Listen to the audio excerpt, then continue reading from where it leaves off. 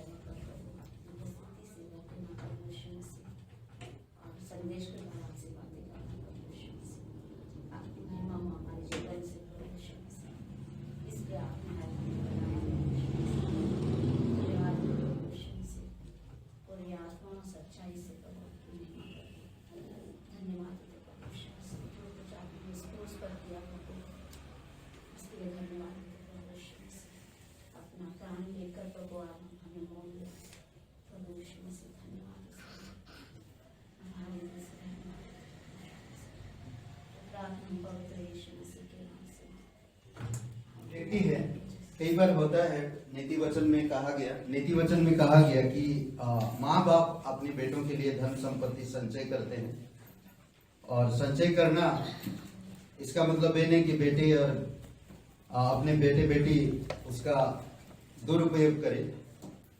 पर एक बार एक व्यक्ति एक धनवान व्यक्ति के घर पे जाता है कुछ चंदा लेने के लिए, कुछ अनाथालय और कुछ उसके स्कूल का कार्य करने के लिए चंदा इकट्ठा कर रहा, स्कूल के काम पूरा हो सके। और एक धनवान व्यक्ति के पास जाता है, और जब जाता वो घर पे देखता उस धनवान व्यक्ति ने अपने बेटे को डांट रहा, इसीलिए डांट रहा क्योंकि उसका बेटा एक माचिस की तिल्ली को वेस्ट किया, इसलिए वो डांट रहा, और बहुत डांटा उसने। और फिर वो व्यक्ति बोला ये धनवान व्यक्ति बहुत माँ कंजूस होगा, इसके पास जाकर क्या फायदा, एक तिल्ली के लिए कितना बेटे को डांट रहा है, इतना डांट रहा है, ऐसा कोई डांटता है। और फिर वो वहां से निकल रहा था, फिर वो उस धनवान व्यक्ति का नजर उस आदमी के ऊपर पड़ा, कहते कि महाशय कहाँ चले? बोले नहीं हम जा रहे थे। बोले किस काम के लिए आए वो तो बताइए। बोले क्या बताएं, आप इतना बेटे को डांट रहे थे तो हम बिना बताए जाना चाहते थे। बोलते बताइए क्या काम? मेरा स्कूल की कंप्लीट के लिए मुझे कुछ चंदा में इकट्ठा कर रहा हूँ और आपके पास आए थे, अगर आप कुछ मदद कर सकते हैं तो बोलते अच्छा ये बात है, तो आइए बैठिए।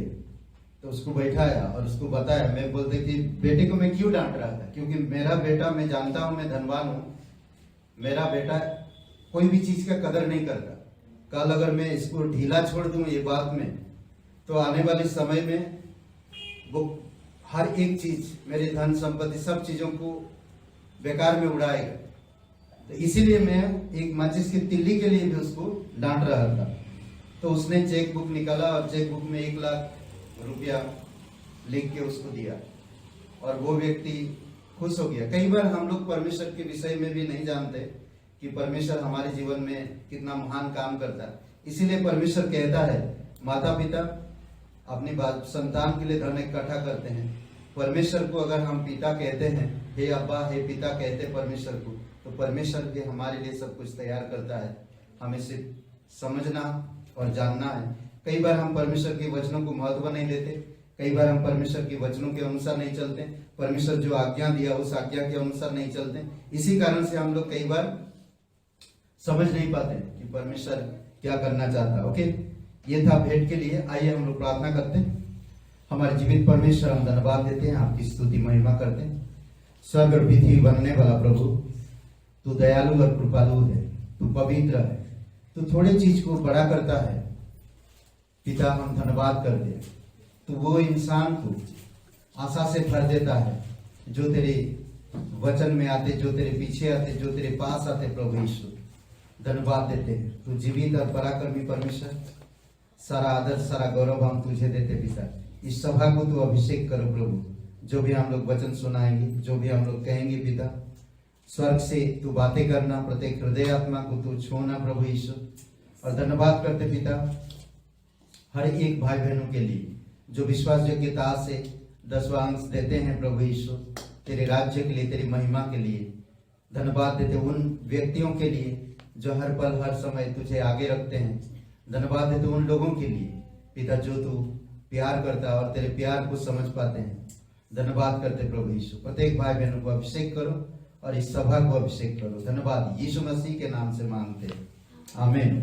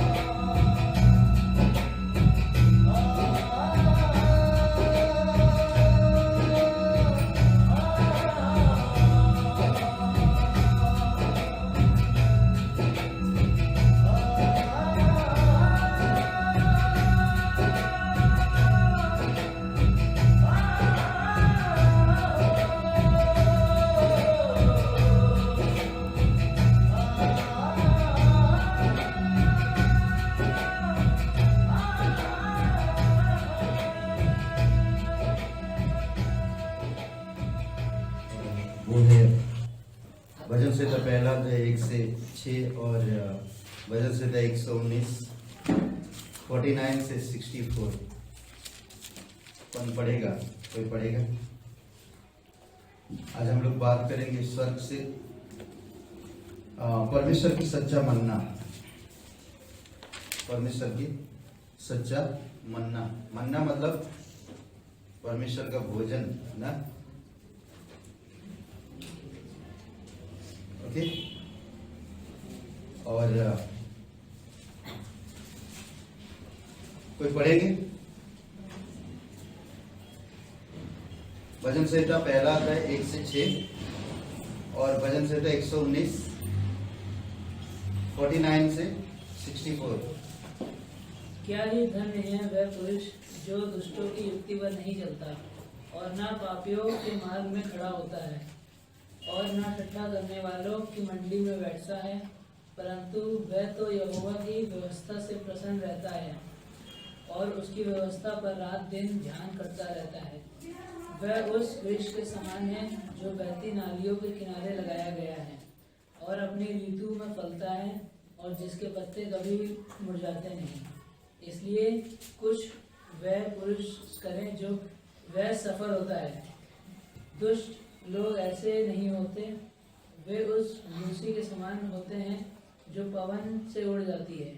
इस कारण दुष्ट लोग अदालत में स्थिर न रह सकेंगे और न पापी धर्मियों की मंडली में ठहरेंगे, क्योंकि यहोवा धर्मियों का मार्ग जानता है, परंतु दुष्टों का मार्ग नष्ट हो जाएगा।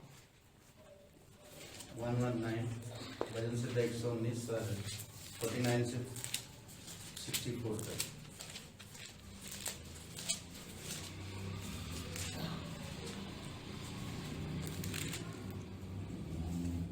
जो वचन तूने अपने दास को दिया है उसे स्मरण कर, क्योंकि तूने मुझे आशीष दी है, आशा दी है। मेरे दुख में मुझे शांति उसी से हुई है, क्योंकि तेरे वचन के द्वारा मैंने जीवन पाया है। अभिमानियों ने मुझे अत्यंत छठे में उड़ाया है, तो भी मैं तेरी व्यवस्था से नहीं हटा। हे यहोवा, मैंने तेरे प्राचीन नियमों को स्मरण करके शांति पाई है। जो दुष्ट तेरी व्यवस्था को छोड़े हुए हैं, उनके कारण मैं संताप से जलता हूँ। जहाँ मैं परदेसी होकर रहता हूँ, वहाँ तेरी विधियाँ मेरे गीत गाने का विषय बनी है। हे यहोवा, मैंने रात को तेरा स्मरण किया और तेरी व्यवस्था पर चला हूँ। यह मुझसे इस कारण हुआ कि मैं तेरे उपदेशों को पकड़े हुए था। 49 64 तक। यहोवा मेरा भाग है, मैंने तेरे वचनों के अनुसार चलने का निश्चय किया है। मैंने पूरे मन से तुझे मनाया है, इसलिए अपने वचन के अनुसार मुझ पर अनुग्रह कर। मैंने अपनी चाल चलन को सोचा और तेरी चितौनियों का मार्ग लिया। मैंने तेरी आज्ञाओं को मानने में विलम्ब नहीं फुर्ती की है। मैं दुष्टों की रस्सियों से बंध गया हूँ, तो भी मैं तेरी व्यवस्था को नहीं भूला। तेरे धर्ममय नियमों के कारण मैं आधी रात को तेरा धन्यवाद करने को उठूंगा। जितने तेरा भय मानते और तेरे उपदेश पर चलते हैं, उनका मैं संगी हूँ। हे यहोवा, तेरी करुणा पृथ्वी में भरी हुई है, तू मुझे अपनी विधियाँ सिखा। पिता परमेश्वर प्रभु यीशु मसीह, हम धन्यवाद देते हैं और एक शुभ अवसर आप हमें दिए हैं। तेरी दया और कृपा रहे पिता, जीवित और पराक्रमी परमेश्वर। धन्यवाद तेरे अनुग्रह के लिए, धन्यवाद देते हैं तेरे अद्भुत निस्वार्थ प्रेम के लिए जो तू हम लोगों से करता है।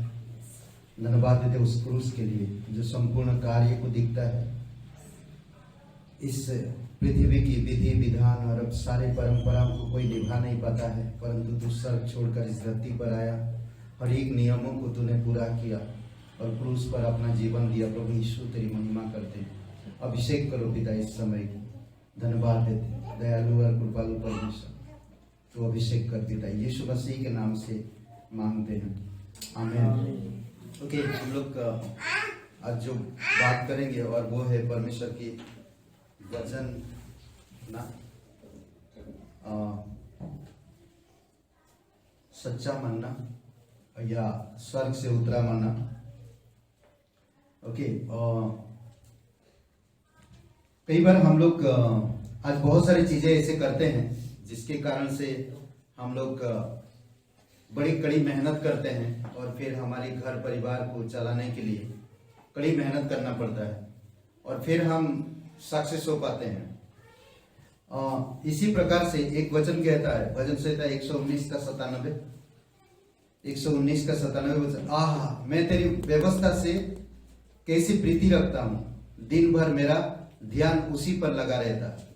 मेडिटेशन के ऊपर, मनन के ऊपर हम कैसे परमेश्वर के वचन को मनन कर सकते हैं। एक स्त्री अपने परिवार को देखभाल करने के लिए दिन रात सोचते रहती कि मैं कहां से जुगाड़ करूं, मैं किस तरह से इस घर को चलाऊं।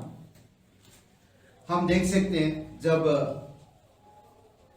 वो विधवा के पास सिर्फ एक मुट्ठी मैदा और एक कुप्पी तेल था और उसके अलावा उसके पास कुछ नहीं था, वो लकड़ी बीनने के लिए गई थी और लौटते वक्त उसको परमेश्वर के भक्त के साथ उसका मुलाकात होता है। हम उसके विषय में सोच सकते हैं ना कि परमेश्वर ने उस औरत को अकाल के समय, घटी के समय जीवित रखने के लिए एक जरिया बनाया। कई बार हमारे पास परिस्थितियां अनुकूल होते हैं और हम उन परिस्थितियों के कारण पूरी तरह से टूट जाते हैं और आखिरी समय हम यही सोचते हैं कि अब हम नहीं हो सकता ना, अब हमसे नहीं हो सकता। पर परमेश्वर ही है जो आखिरी समय में हमारे लिए रास्ता खोलता है। वो औरत और उसकी बेटी, उसकी बेटा के साथ वो अब आखिरी भोजन खाने वाले थे। आखिरी भोजन खा के वो मरने वाले थे। अकाल भयंकर था और पर परमेश्वर की जन उस औरत से कहता है कि मेरे लिए एक टिकिया बनाकर लेकर आ। तो वो औरत बना के लाती। तो हम लोग देख सकते हैं कि इस औरत की हंडी से कभी तेल खत्म नहीं हुई और मैदा कभी खत्म नहीं हुआ जब तक अकाल पड़ा रहा। ये परमेश्वर है जो जुगाड़ करता है। हमें परमेश्वर की वचनों पर, उत्पत्ति से लेकर प्रकाशित वाक्य तक परमेश्वर की वचनों में मनन करने की जरूरत है। हम लोग मनन नहीं कर पाते। आजकल क्या फास्ट फूड खा खा के सब फास्ट हो गए ना, फास्ट फूड खाते हैं, जंक फूड खा रहे हैं, तो ये सब फास्ट हो रहा दुनिया। और कोई बोलता है कि बाइबल, हाँ 5 मिनट, 2 मिनट, 1 मिनट, प्रभु आप ध्यान रखना, बस। कोई मनन नहीं करता, समय नहीं निकालते। बाइबल वचन पढ़े, मनन करे, कुछ उसमें मेडिटेशन करे, ऐसा कोई है नहीं आज। हर कोई आज अधीर है ना। अधीर का मतलब है धीरज नहीं धरते, संयम नहीं रखते। इसी कारण से बहुत सारे लोगों को आज प्रॉब्लम है। ना तो वो सिद्धांतों में बढ़ पाते हैं, ना तो अपने व्यक्तिगत जीवन में वो सक्सेस हो पाते हैं। कई बार इंसान जल्दबाजी से सब चीजें करना चाहते हैं। एक मधुमक्खी की एक छोटा सा मैं एक मिसाल देता हूं। छोटी सी मधुमक्खी एक छोटा चम्मच शहद बनाने के लिए फूलों के 4200 चक्कर लगाती है। एक चम्मच शहद बनाने के लिए एक मधुमक्खी कितना बार चक्कर लगाता है फूलों में? 4200 बार चक्कर मारता है, चक्कर लगाती है। एक दिन में लगभग 100 चक्कर, प्रत्येक चक्कर में लगभग 20 मिनट लगते हैं और औसत 400 फूल एक चम्मच शहद बनाने के लिए। बाइबल को तुलना किया शहद के ऊपर, बाइबल को तुलना किया शहद से भी मीठा है। क्या है? शहद से भी मीठा है। तो मैं मीठा चीज अगर आता है, मेरे बच्चों को बहुत दिनों से मैंने मीठा नहीं खिलाया, मां मेडिटेशन कर रहा है, मेरे बच्चों को कोई अच्छी चीज खिलाया नहीं, पिता मेडिटेशन कर रहा है, ये सारी चीजें नहीं खिलाए। हमें सोचना चाहिए जिस तरह एक परिवार में मां अपने बच्चों के लिए सोचता है, उसी प्रकार परमेश्वर भी हमारे बारे में सोचता है। हमें परमेश्वर के वचनों को सुनकर मेडिटेशन करने की जरूरत है, मनन करने की जरूरत है, समझ रहे? और कुछ बातें हम लोग देखेंगे जैसे जैसे बढ़ेंगे। और आज बहुत सारे लोगों में आप देखेंगे कि आत्मिक चीजों में जो इंटरेस्ट है वो खत्म होते जा रहा दिन प्रतिदिन। आत्मिक चीजों में इंटरेस्ट खत्म होते जा रहा ना, दिलचस्पी क्या बोलते हो, खत्म होते जा रहा आत्मिक चीजों में। तो इसीलिए बहुत जरूरी है कि हम स्वयं बाइबल के साथ संबंध बनाए। एक माँ हर दिन 1 घंटा बाइबल के साथ संबंध बिताती थी। उनकी 17 बच्चे थे, 19 बच्चे थे। सोचिए 19 बच्चे, एक माँ की हर दिन 1 घंटा बाइबल के साथ समय बिताती। 1 घंटा उसको कोई डिस्टर्ब नहीं करेगा। उसकी 19 बच्चों में से कोई भी बच्चा उसको डिस्टर्ब नहीं करता। उनको मालूम है कि ये जो घंटे, ये माता, हमारी माँ का परमेश्वर के साथ उसका संबंध है। वो हमेशा अपने बच्चों के लिए परमेश्वर के साथ समय, ये समझ रखता था कि इन बच्चों को संभालने के लिए और परवरिश करने के लिए, ये बच्चों को मैं तेरे राज्य के लिए, तेरी महिमा के लिए प्रभु मुझे शक्ति दे। और वचन पढ़ के मेडिटेशन करता, मनन करता, प्रार्थना करता। आज लोग प्रार्थना करते 1 मिनट, 2 मिनट, 15 मिनट, 10 मिनट, क्या शब्द कहें नहीं मालूम लोगों को, क्या शब्द कहें नहीं मालूम। कई बार वचन मेडिटेशन नहीं करते तो नया चीज नहीं आती उनके जीवन में, नया चीज नहीं आता। बाइबल हमेशा हमें नया जीवन देता है, नया मार्ग खोलता है, नया दिल देता है, नया सोच विचार देता है, नया दोस्त देता है, नया एक परिवार में शामिल करता है जो आत्मिक परिवार है, हर समय नया। सोचिए जब मत्ती लिख रहा है तो एक नया राजा के बारे में लिख रहा, कभी नहीं जानते हैं लोग, राजा के बारे में लिख रहा, एक ऐसे चीजों के बारे में लिख रहा जो कभी नहीं वो लोग जाना। यीशु उनके जीवन में काम किया ना। इसलिए बहुत जरूरी है कि हमको समझ, परमेश्वर वचन क्या कहता है। देखिए मत्ती का 10 अध्याय वचन 8 में, बीमारों को ठीक करो, कोढ़ियों को सिद्ध करो ना, और मरेओं को जिलाओ, जिस तरह तुम सेहतमंद पाए हो उस तरह तुम सेहतमंद लोगों को दो। मुफ्त में तुम पाए हो, मुफ्त में तुम लोगों को दो। मैं मेडिटेशन करता नहीं तो मैं लोगों को दे नहीं पाता। मुझे मेडिटेशन करना है, मुझे मनन करना है परमेश्वर की वचनों में। कहता कुछ बातें,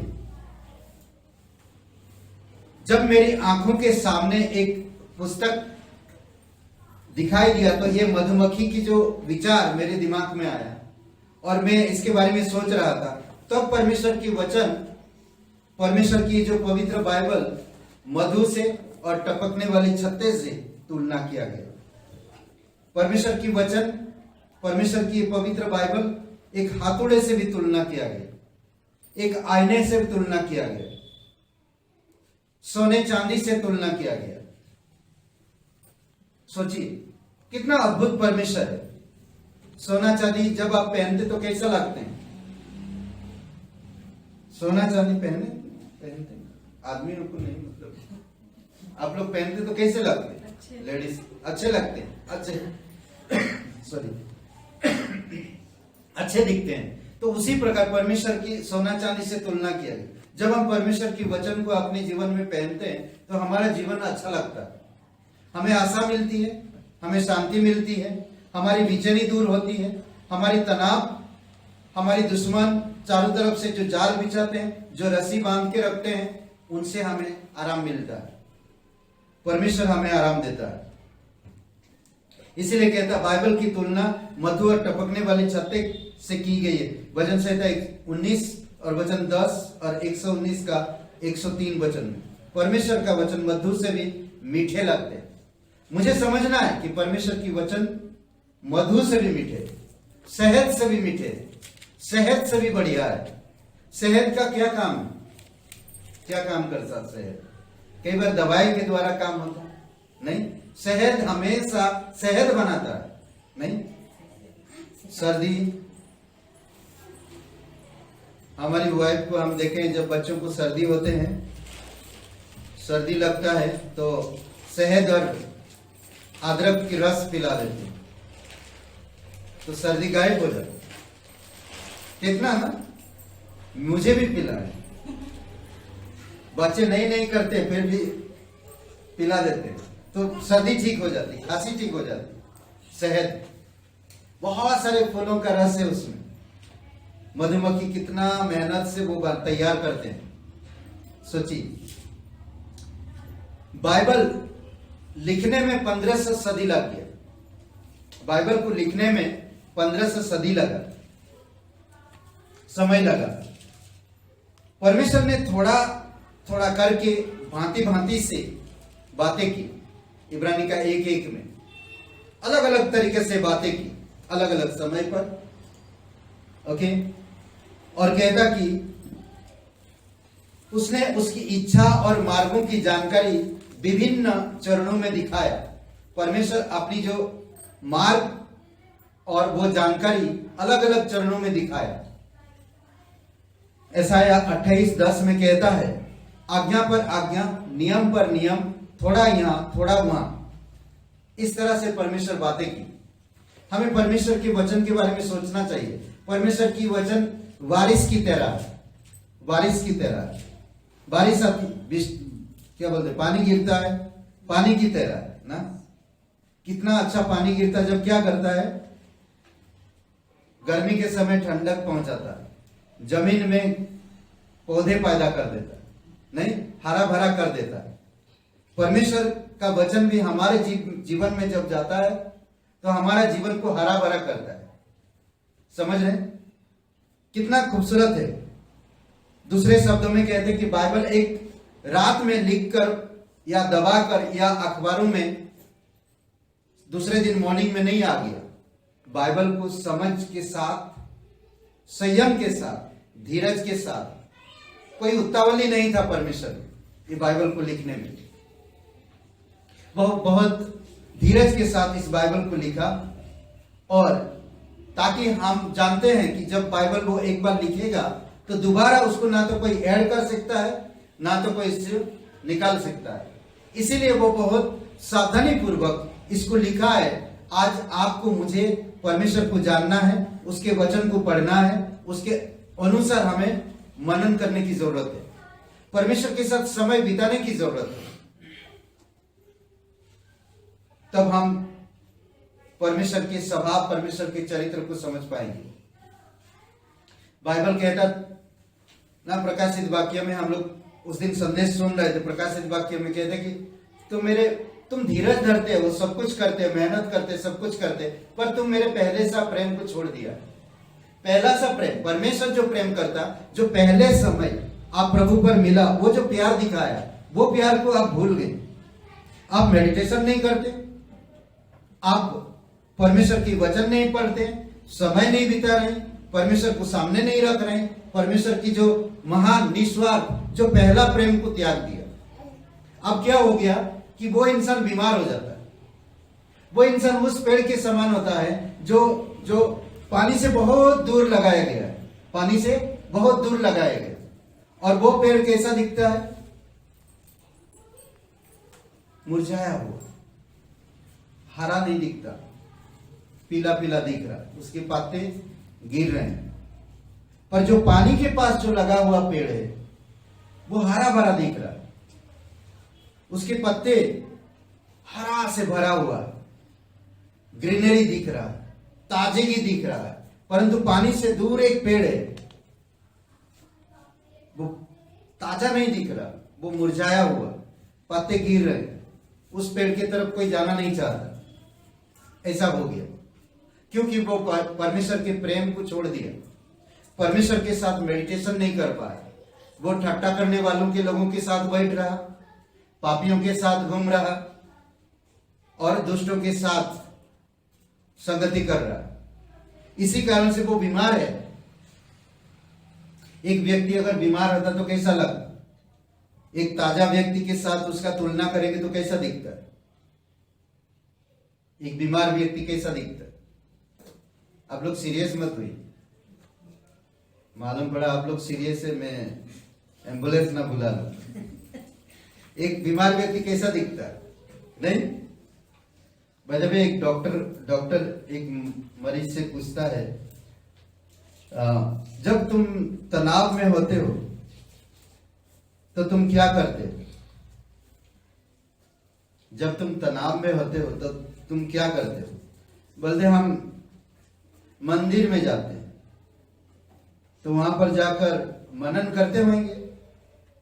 बोलते नहीं, वहां पर जाकर हम सारे जूते देखते हैं, मिक्स कर देते हैं। सब जब तनाव में होते तो हमारी तनाव गुम हो जाता है।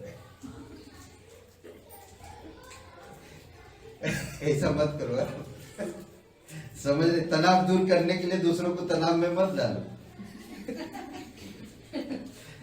ओके, तो दूसरा, परमेश्वर की वचन में हमें मेडिटेशन करना।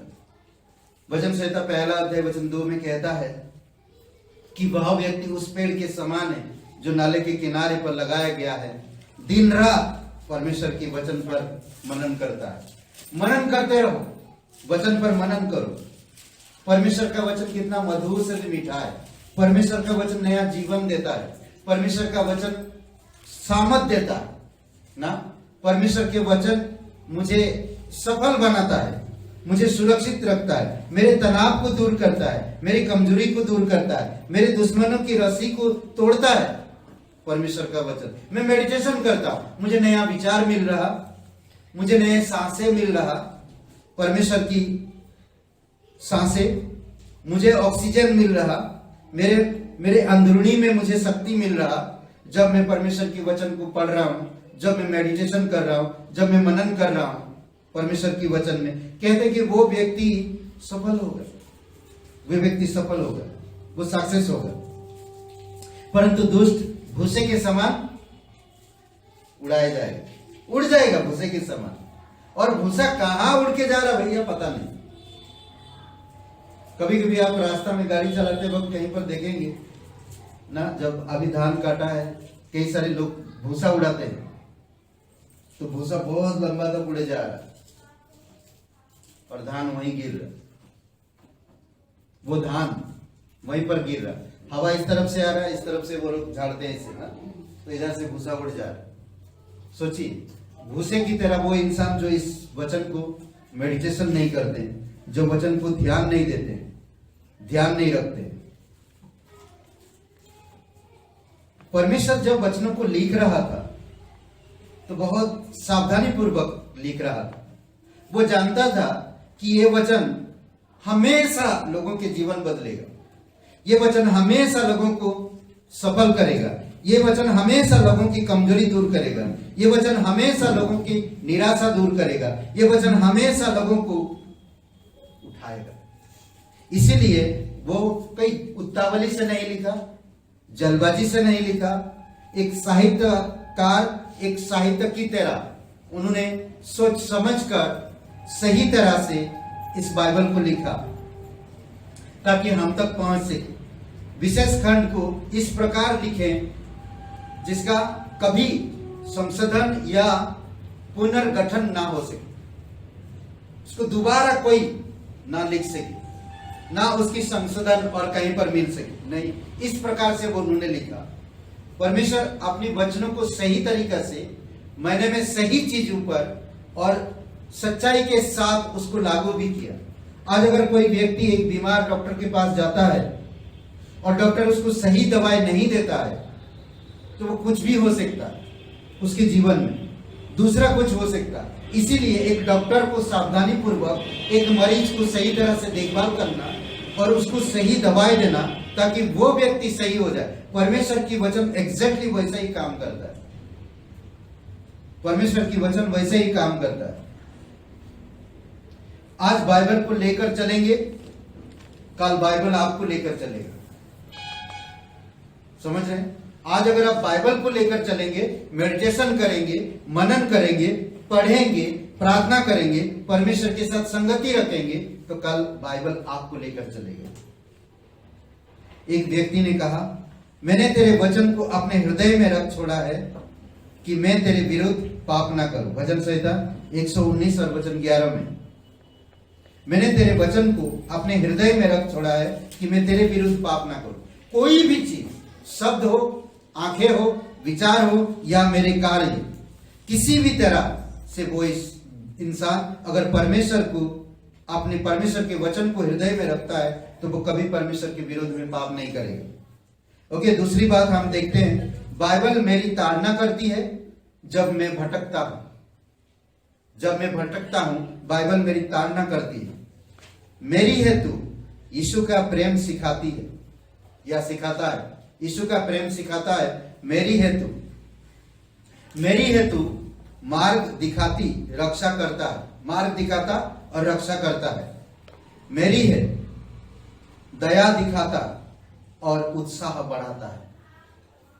ये परमेश्वर की वचन। कनान देश में जब लोग जा रहे थे, इजराइल को निकाल कर लेकर आ रहे थे, ये शायद समझने में आपको अलग लगे, पर इसमें कहता है कि कनान देश की यात्रा पर जंगल में जब परमेश्वर ने स्वर्ग से भोजन दिया, 40 साल तक उनको ऊपर से एक दाना जैसा देता था। पका हुआ खाना नहीं देता था, जैसे आजकल हेलीकॉप्टर से डाल देते पैकेट पका हुआ, नहीं, वैसा नहीं था। ये ऐसा बीज था, ऐसा दाने थे जो परमेश्वर देता था। कहता कि वे रोटी मन्ना से 40 वर्ष तक खिलाया, जो परमेश्वर के वचन का प्रतिरूप है। निर्गमन का 16 अध्याय 14 से लेकर 36 में ये परमेश्वर की वचन का प्रतिरूप मन्ना 40 साल तक उनको खिलाया। ओके, जब ये बीज जैसी वस्तु स्वर्ग से ऐसी नहीं आई, जैसे हेलीकॉप्टर से आज हम लोग भूकंप के समय या बाढ़ के समय जब हेलीकॉप्टर से खाना फेंका जाता है, डाला जाता है, उस प्रकार खाना नहीं था। ये खाना अलग था जो परमेश्वर स्वर्ग से देता था उन लोगों को। और ये एक दिन का खाना नहीं, भोजन नहीं था, 40 साल। जैसे यीशु मसीह ने भोजन को, पका हुआ भोजन को, उसने परमेश्वर को धन्यवाद दिया। यीशु मसीह ने पका हुआ खाने को धन्यवाद दिया और परमेश्वर एग्जैक्टली वैसे ही खाना 5000 लोगों को खिलाया, 5 रोटी और 2 मछली से।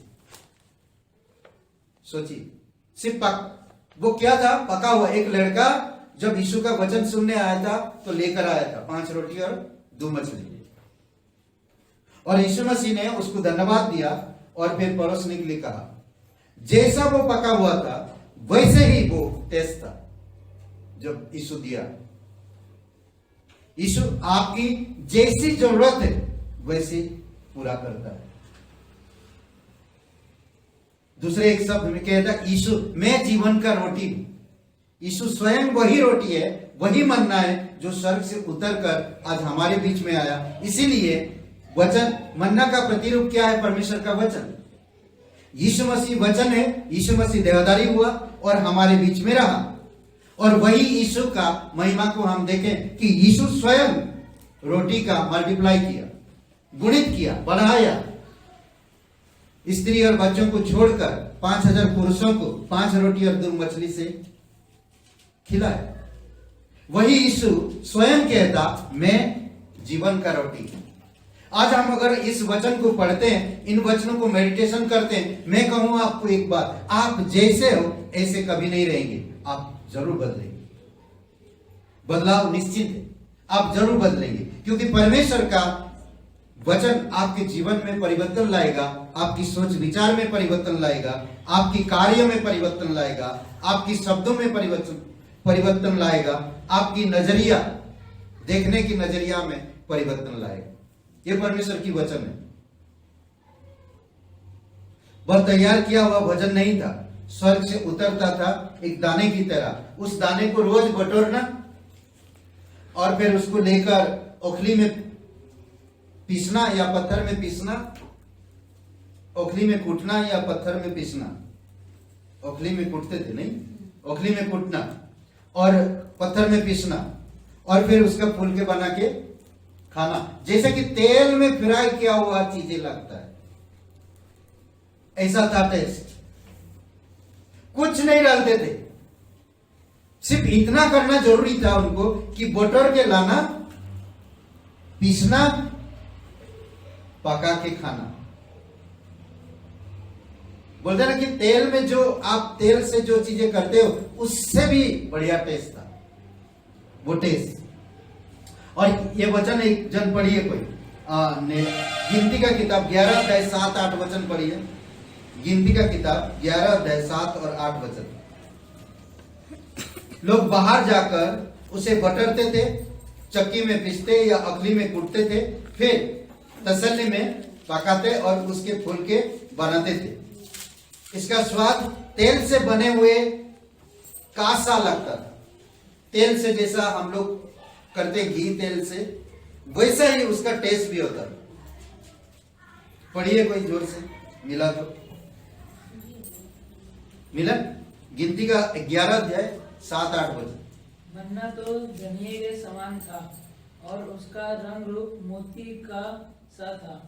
लोग इधर उधर जाकर उसे बटोरते और चक्की से में पीसते या ओखली से कूटते थे, फिर तसले में पकाते और उसके फुलके बनाते और उसका स्वाद तेल में बने हुए कुएं के समान था। तेल में बने हुए चीजों के समान था। सोचिए, समझ रहे? अद्भुत है, अद्भुत वचन है। ये परमेश्वर 40 साल तक उनको खिलाया। सोचिए, परमेश्वर कोई भी चीज आपसे दूर नहीं करता। सिर्फ आप इतना है कि परमेश्वर के वचनों को मेडिटेशन करना। परमेश्वर अद्भुत काम करता है जो हमारे जीवन में करता। ये सब करने के लिए समय लगता है। बटोरना, धनिया का जैसा दिखता था उसको बटोरना, उसका रंग था मोती के समान, मोती जैसा, उसको बटोरना नहीं। अभी स्त्रियों को अच्छा से मालूम है, चावल पकाना है तो चावल को बीनना, सब्जी पकाना है तो सब्जी को वैसे लाकर सब्जी काट के डालते। कभी ऐसा नहीं होता ना। या चावल हम लोग लिए माप के लिए इतना, 4 लोगों का 1 डिब्बा डालें, हो गया नहीं, उसको बीनते नहीं। मैं हमारी वाइफ को देखें, हमेशा कितना भी अच्छा चावल हो वो बिनेंगे ही बिनेंगे, बिन के। क्यों? क्योंकि जानते हैं कि इसमें कंकड़ हो सकता, इसमें खराबी हो सकता, हमारी बच्चे हैं, कंकड़ लग सकता ना, कुछ भी हो सकता है, तो इसलिए वो बिनते। वो परमेश्वर भी उनको कहता था कि तुम जाओ बिन कर लाओ, अपनी जरूरतों के हिसाब से लाओ और उसको कूटो या पीसो और पीस के खाओ, पका के। ये काम समय लगता है, चावल बिनने में समय लगता है। आजकल के बच्चों को अगर चावल बिनने के लिए देंगे, टाइम नहीं उनके पास, तो कौन देखते रहेगा? फटाफट करके हाँ मामी हो गया नहीं, तो कई बार होता है। एनीवे, वो लोग मेहनत लगता, उसमें समय लगता था। आज भी आपको हमें परमेश्वर की वचन में हो गया नहीं, मनन करना। परमेश्वर के वचन को पढ़िए, आराम से मनन करिए।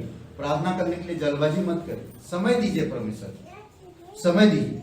जब परमेश्वर को समय देंगे तो परमेश्वर आपके लिए भी अद्भुत काम करेंगे।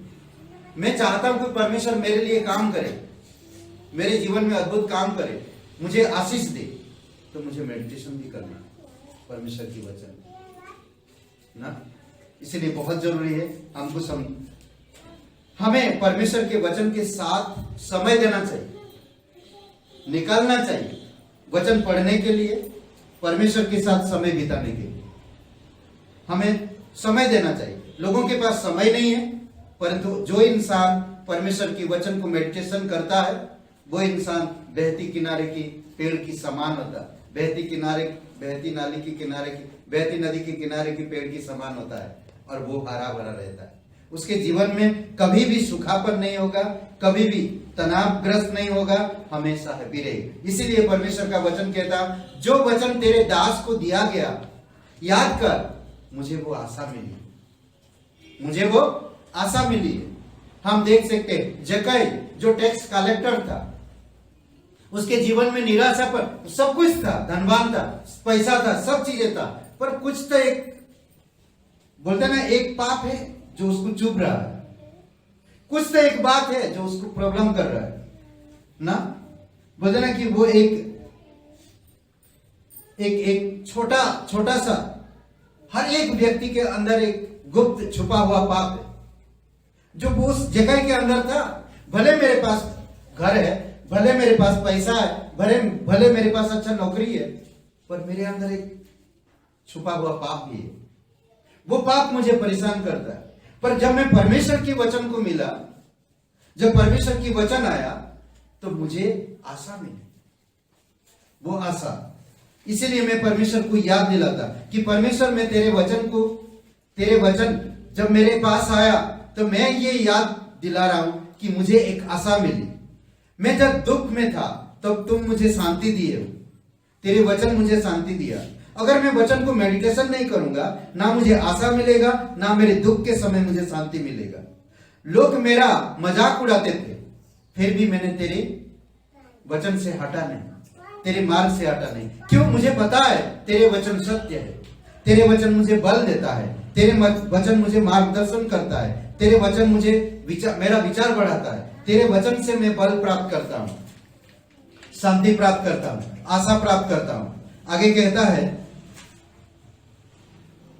मुझे दुख होता है जब लोग तेरे नियम को तोड़ते हैं, तेरे वचन को मानते नहीं, तेरे वचन में मेडिटेशन नहीं करते, मनन नहीं करते, तेरे वचन को पढ़ते नहीं, तेरे साथ समय बिताते नहीं, मुझे बड़ी दुख होती है। कह रहा, देखिए मेरे गीत गाने का विषय बनी हो तू, तेरे वचन मेरे गीत गाने का विषय बना हुआ है। मैं कई बार गीत नहीं जानता था, परमेश्वर तेरे वचन पढ़ते पढ़ते मुझे गीत याद आता है, गीत गाने का विषय हो गया, मैं गुनगुनाने लगा हूं, मैं तेरे वचन में गुनगुना रहा हूं। तू मेरे हृदय को नया किया, तू मेरे मन को नया किया, तू मेरे मानसिक संतुलन को संभाला, तू मेरे भविष्य को दिखाया, तू मेरे आशा को मेरे जीवन में एक आशा लेकर आया। नहीं, कितनी अद्भुत बातें हैं। तू मेरा भाग है, तू मेरा भाग है। परमेश्वर से कह रहा, तू मेरा भाग है। परमेश्वर से कह, यहोवा से कह रहा, तू मेरा भाग है। मैंने पूरे मन से तुझे पाया है, पूरे मन से तुझे पाया है। मैं कैसे छोड़ सकता हूं, मैं कैसे भूल सकता हूं? तू मेरा भाग है, तू मेरा पार्टनर है। मैं तुझे नहीं छोड़ सकता, मैं तुझे नहीं भूल सकता। मैं तुझे कैसे स्मरण नहीं करूंगा? मैं तेरे साथ मेडिटेशन करूंगा, मैं तेरे वचनों को पढ़ूंगा और तेरे वचन का मनन करूंगा, तेरे विषय में जय जयकार करूंगा, तेरे विषय में मैं लोगों को बताऊंगा ना। मैं तेरे प्रेम से आनंदित हूं, मैं तेरी योजना से खुश हूं कि तू मुझसे प्यार करता है। तू मेरे लिए क्रूस पर जीवन दिया है, मेरे लिए कब्र में से जी उठा है, तू मेरे लिए आज स्वर्ग में बैठा है। तू मेरा भाग है, तू जहां है मैं वहां रहूंगा, तू जहां है मैं वहां रहूंगा। अद्भुत है। मैं अपनी चाल चलन के विषय में सोचूंगा कि मैं गलत चाल चलन मेरे जीवन में ना हो, मेरे पास गलत चाल चलन ना हो, गलत विचार ना हो, लालसाएं ना हो। मैं अपनी चाल चलन के बारे में मैं सोचूंगा। तेरे वचन मुझे दिखा रहा कि मैं कैसे चाल चलन चलता हूं। इसलिए जब हम यीशु मसीह पर विश्वास करते हैं, परमेश्वर की आत्मा हमारे पास आता है, हमारे अंदर यीशु का मन आता है। जब हम वचन पढ़ते हैं तो हम उसी की चाल चलन में बढ़े, उसी की स्वभाव में बढ़े। नहीं,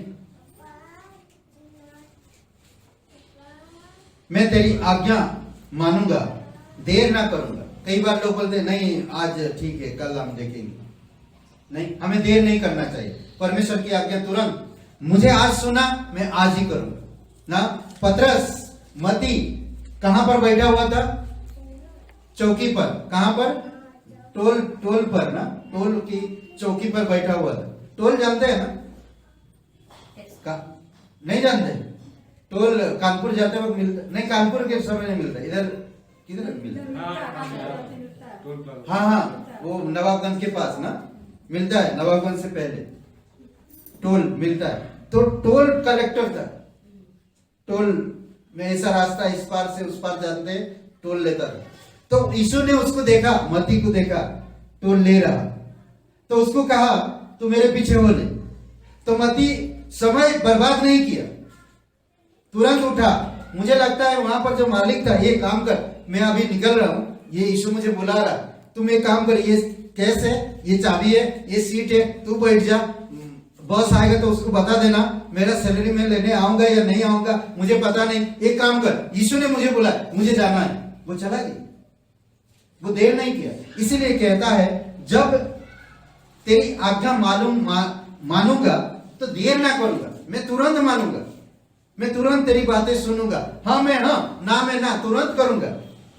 मुझे सोचने की जरूरत नहीं, मुझे उससे सलाह लेने की जरूरत नहीं। मुझे पता है एक व्यक्ति को हम लोग, एक लड़की को हम लोग यहाँ से बॉम्बे भेजना था बाइबल कॉलेज के लिए, बाइबल स्कूल के लिए, और हमने उनके माता पिता को बोले कि इनको बाइबल स्कूल के भेजना चाहते हैं, आप क्या बोलते हैं? तो बोलते हैं हाँ, माता पिता बोले ठीक है, कोई प्रॉब्लम नहीं। पर वो लड़का अपने दोस्तों को बताया, तो उधर जा रहा मिल रहा उनको सलाह ले रहा, उधर जा रहा मिल रहा उनको सलाह रहा, उधर जा रहा उनको सलाह, उधर जा रहा, कई सारे लोगों के पास जाकर वो सलाह, बाद में मन नहीं हो रहा जाने का। नहीं, कई बार इंसान हर तरह से सलाह लेते हैं और निर्णय नहीं ले पाते वो क्या करना चाहते। इसीलिए कई बार हम देखें कि पतरस, यूहन्ना, याकूब, इस सब लोगों को यीशु ने बुलाया और वो तुरंत चले। जो इंसान सच्चे दिल से यीशु पर भरोसा करता है, यीशु तुरंत उनके जीवन में काम करते हैं। दुष्ट से मैं बांधा रहूंगा तो भी नहीं भूलूंगा तुझे। मैं दुष्ट के चारों तरफ मेरी जिंदगी में हर वक्त बांधा हुआ, मेरे दुष्ट मेरे पीछे पड़े हुए, मुझे बांध के रखे, तब भी मैं तुझे नहीं भूलूं। कई बार होता है अगर मेरी परेशानी दूर नहीं होती है तो हम परमेश्वर को भूल जाते हैं। इतना दिनों से परेशानी, इतना प्रार्थना कर रहा, इतना मेडिटेशन कर रहा, नहीं जाता। आयुब का जीवन में क्या तकलीफ नहीं था, कितना तकलीफ था। हम पास्टर काल के जीवन को देखते, 5-6 साल पूरी तरह से वो उठ नहीं पाए, चलने के लिए हालत, उनका हाथे भी नहीं उठ पाया, फिर भी वो परमेश्वर को कभी नहीं भूले और ना परमेश्वर को कभी कहे कि परमेश्वर तूने मुझे ऐसा क्यों रखा। नहीं, आयुब ने कभी नहीं कहा कि परमेश्वर तू मेरे बच्चों को क्यों अपने पास बुला ले, नहीं, उसने कभी नहीं कहा। इसलिए बहुत जरूरी है कि अगर हमारे जीवन में ऐसे कोई समस्या भी हो, ऐसा कोई चारों तरफ से हम बंधे हुए हैं, तकलीफ में है, तब भी हमें उसको नहीं भूलना चाहिए। हर वक्त हर समय हमें उसको धन्यवाद देते रहना चाहिए। जो तेरा भय मानता है मैं उनका साथी हूं। परमेश्वर का जो भय मानते हैं मैं उनका साथी हूं। मुझे तेरी विधियां सिखा, मुझे हमेशा तेरी वचन में मेडिटेशन करने में मदद करने में आप मुझे हमें सिखाओ। तब परमेश्वर ब्लेसिंग करता, तब परमेश्वर आशीष देता है। कुछ बातें ध्यान दी, परमेश्वर कभी भी अपने लोगों को निर्बुद्ध, नासमझ, अज्ञानी नहीं रखना चाहता, परंतु जब इंसान परमेश्वर की बताए हुए मार्ग पर या परमेश्वर की वचनों पर मनन नहीं करते, समय नहीं बिताते हैं, उसको नहीं सीखते हैं, तो वो अज्ञानी, निर्बुद्ध और नासमझ रहेंगे। जब इंसान नासमझ रहता है तो वो सही चीज को भी गलत साबित करेगा। इसीलिए हमें सावधान रहना। परमेश्वर हमें बहुतायत से देता, हम लोगों को भी बहुतायत से देने की आवश्यकता है। ओके, हमारी आत्मा की रोटी जिससे हम जीवित हैं, सच्चा मन्ना वचन है। रोज हमें इसको खाना है, वचन को पढ़ना है, जो स्वर्ग से आता है। यीशु मसीह स्वर्ग से उतरकर इस धरती पर आए ना, इसलिए यूहन्ना का पहला अध्याय, यूहन्ना का पहला 18 वचन में कहता है, परमेश्वर को कभी किसी ने नहीं देखा, वही जो स्वर्ग से उतर कर आया और उसी ने उसको प्रकट भी किया, यीशु मसीह ने। ओके, हमारा मार्गदर्शन निर्देश जिसे हम पढ़ते हैं, हमारा मार्गदर्शन निर्देश जिसे हम पढ़ते हैं, परमेश्वर का वचन आकाश के पार उस अलौकिक दुनिया से आता है जो परमेश्वर से स्वयं ना, इसीलिए कहते हैं कि अनुग्रह के सिंहासन के पास आओ, निर्भयता के साथ परमेश्वर के वचन पढ़ो, अद्भुत चमत्कार किया परमेश्वर, वो आपको भी आशीष देगा। आइए हम लोग प्रार्थना करते हैं। हमारे जीवित परमेश्वर, हम धन्यवाद देते हैं, दयालु और कृपालु परमेश्वर। आंखें बंद करिए और मेरे साथ ये प्रार्थना को आप अपने हृदय से करिए। दयालु और कृपालु परमेश्वर, धन्यवाद करते हैं, राजाओं का राजा तो प्रभुओं का प्रभु, सर्वशक्तिमान परमेश्वर, दयालु और कृपालु परमेश्वर, धन्यवाद इस दिन को, इस समय को तेरे चरणों पर रखते प्रभु यीशु। धन्यवाद देते पिता, अभिषेक करो इस समय को प्रभु, इस संदेश के लिए धन्यवाद देते। तू हमारा जीवन जीवित मन्ना है जो स्वर्ग से उतर कर इस धरती पर आया, जो हमारे पास आज है। उस मन्ना को हम समझ सके, मेडिटेशन कर सके, मनन कर सके, उस पर ध्यान रख सके, रात दिन उस पर ध्यान दे सके। प्रभु आप हमारी मदद करो। धन्यवाद देते हैं, सारा आदर सारा महिमा हम तुझे देते हैं। धन्यवाद आप प्रभु यीशु, धन्यवाद देते हैं। यहाँ पर कोई भाई बहन है, पहले आप कभी यीशु मसीह पर विश्वास नहीं किए, आज आप विश्वास कर सकते हैं, ताकि आप नरक नहीं स्वर्ग में जा सके, मृत्यु से पार होकर जीवन में जा सके, अंधकार की साम्राज्य से छूटकर ज्योतिमय राज्य में आ सके। अगर आप विश्वास करना चाहते हैं, आपकी पापों की प्रायश्चित करना चाहते हैं या पापों से क्षमा पाना चाहते हैं, तो यीशु आपको माफ करना चाहता है, यीशु आपको क्षमा करना चाहता है। अपने पापों को स्वीकार करना है और यीशु को ये ग्रहण करना कि तू मेरा उद्धार करता है। मैं जानता हूं, अगर आप प्रार्थना करना चाहते हैं, अनंत जीवन पाना चाहते हैं, मेरे साथ ये प्रार्थना को दोहराइए। कहिए, हे यीशु, हम जानते हैं हम एक पापी इंसान हैं, हम खुद को नहीं बचा सकते। धन्यवाद देते हैं तो हमारे पापों के लिए स्वर्ग छोड़कर इस धरती पर आया, हमारे गुनाहों को अपने ऊपर लेकर क्रूस पर जीवन दिया। हे यीशु, मुझे माफ कर दीजिए, मेरे हृदय में आए, मुझे नया जीवन दीजिए, मुझे क्षमा कर दीजिए। दयालु और कृपालु परमेश्वर, यीशु नासरी के नाम से मांगता, आमीन।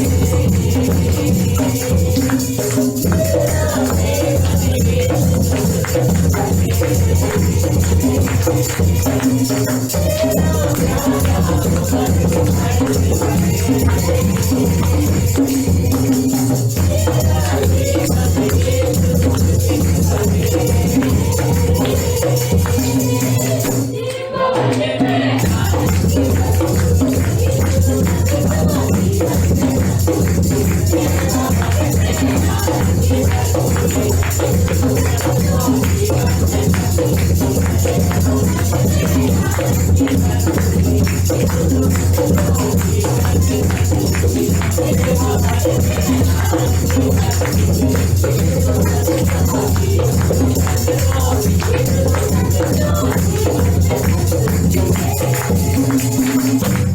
हालेलुया।